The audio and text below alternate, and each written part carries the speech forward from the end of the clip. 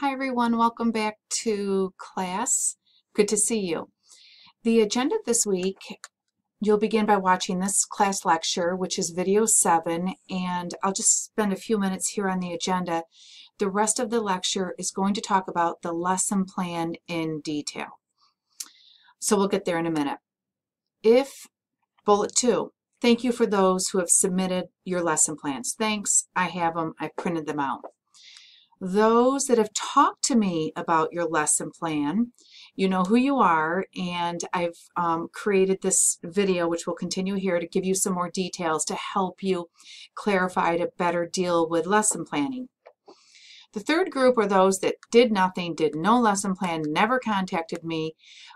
We need those lesson plans in ASAP. I will still accept them, but there'll be a late penalty for those people that never contacted me, haven't done a thing. So make sure that you follow up on the emails I've reached out to try to get you to complete this assignment. Okay, then I would like you to sign up for a conference. This is everyone but Jennifer. Jennifer, you don't have to sign up for a conference because we're meeting on a bi-weekly basis. So Jennifer, you're off the hook. Everyone else, because we're at the halfway point, and this is an online class, I'd like an opportunity just to meet with you, and when I meet with you, then I'll go over the lesson plan with you and the tests that you have submitted from last week.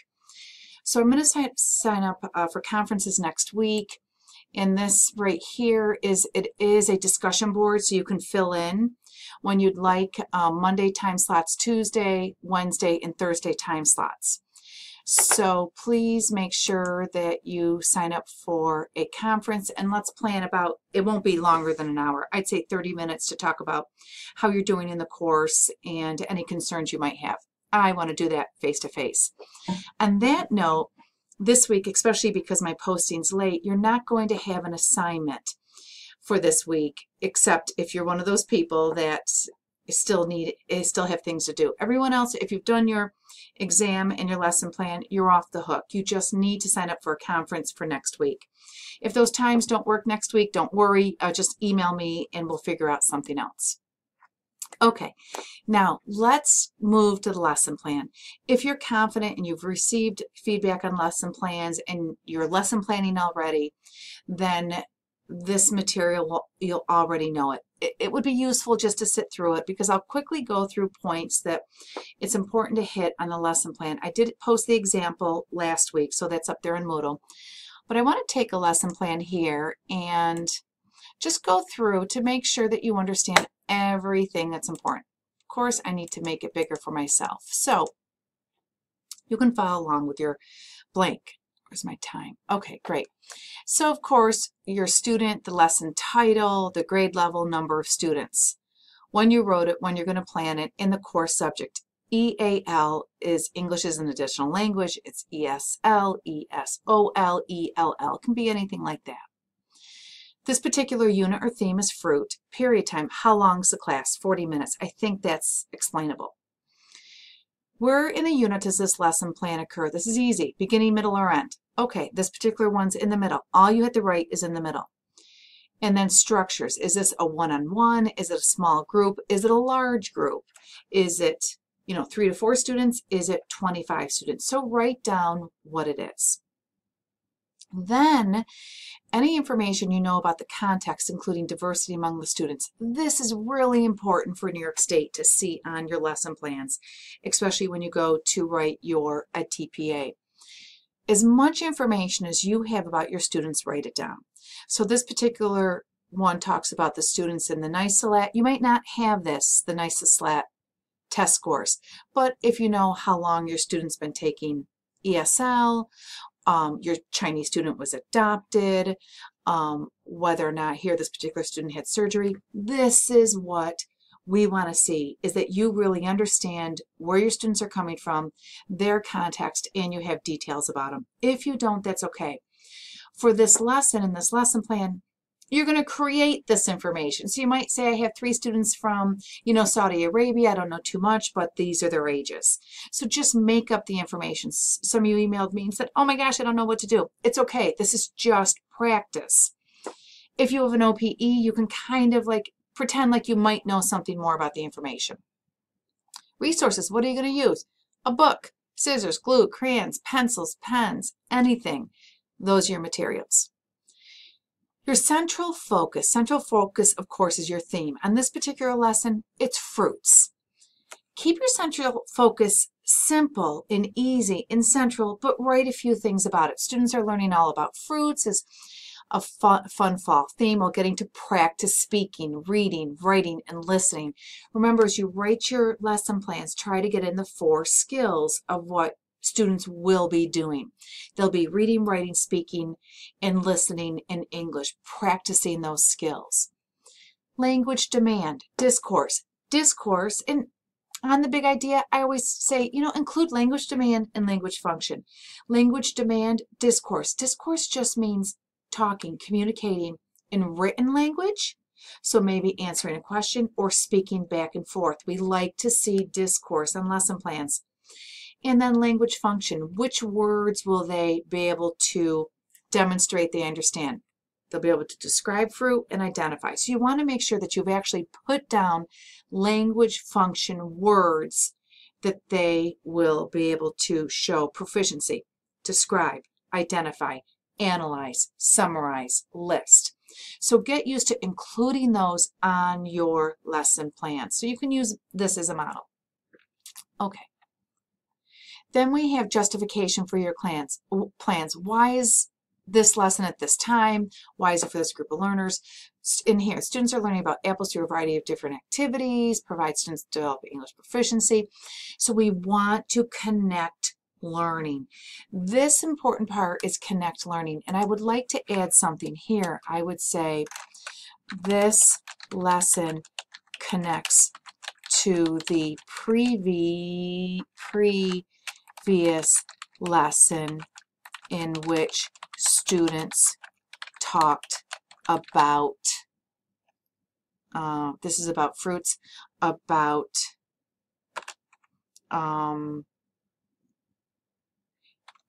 yellow fruits such as bananas and lemons. Now they will discuss all types of fruits. So you want to show, that your lesson connects. It connects to a lesson you did before, and it connects to a lesson that you'll do in the future. This is really important. And you want to get these words in your lesson plan. This lesson connects to the previous lesson. Make sure it's obvious. Prior knowledge. What did they know before? Speaking, reading, listening, basic vocabulary about apples and other fruits such as bananas. Okay. Students are able to decode words, good, sounding them out, able to write simple sentences or phrases, prior academic language, utilizing language concepts with oral, speaking. Okay, great, super. This is what the students knew and understood. Under prior academic vocabulary, I might add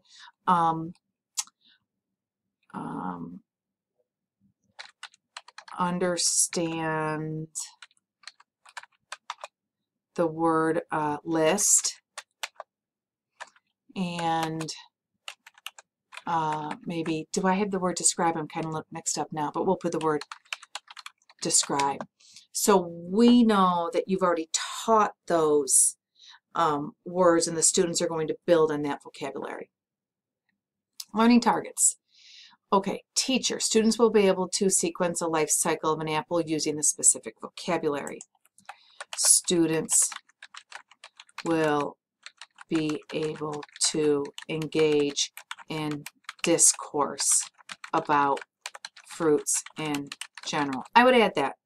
More is better. Oops, sorry, typo. And then learning target. I can properly order life cycle stages of an apple.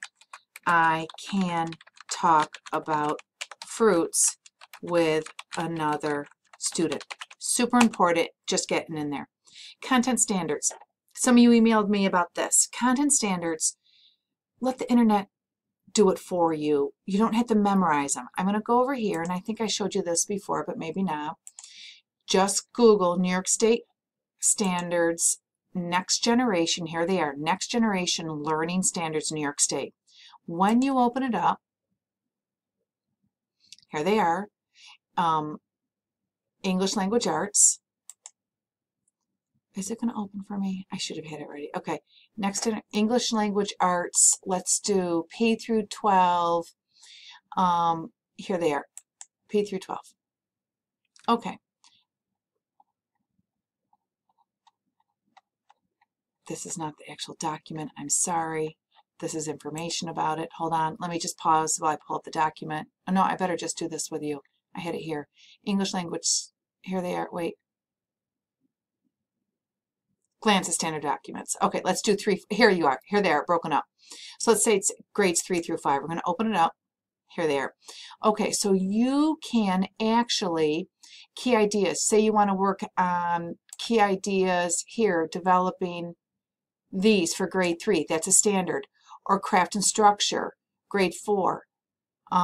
Integration of knowledge and ideas, reading strategies. These are your standards. You're going to learn, if you haven't learned about them in your other education classes, you're going to learn a lot about these, and these standards must be on your lesson plan.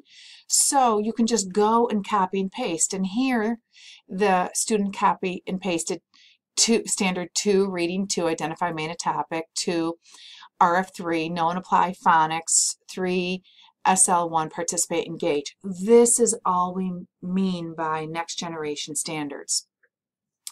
Find them, figure out what matches, put them in there, and these are standards that we really want to meet. We want our students to be able to identify the main topic. We want them to be able to apply phonics, to be able to decode a word. We don't really decode words anymore in ELA teaching, but you know, this is a standard that, of course, it is important for our students to be able to, skill they can do, and we can embed that in content. So while teaching apples, we can teach them the pronunciation, how to decode the word in order to pronounce apple, not appel. And then participate engagingly in a range of collaborative discussions. This is a great standard because we're really looking for peer-to-peer interaction. We're looking for developing discourse, speaking. So you'll see this particular content standard is terrific to have on any of your lesson plans. When don't we want students to express ideas clearly? For the most part, I don't care if I'm in a kindergarten class or this class. I want my students to be able to do this. Okay, here, identify language demands. It actually tells you, identifies each one of what this means. Make sure here that you've done 1, 2, 3, 4, 5. So under here, 1, 2, 3, 4, 5, that it's all written down. These are written down, and we've underlined the function words that we want students to be able to define. We want students to be able to identify and describe.